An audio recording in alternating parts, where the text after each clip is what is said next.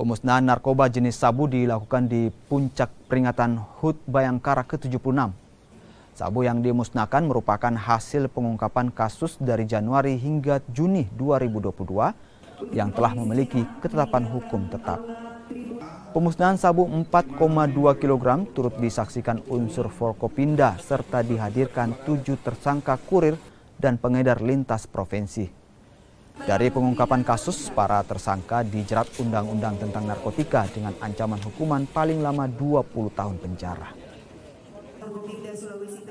Pertama dari Polres Kendari, hari ini memusnahkan sebanyak 4.243,3 gram.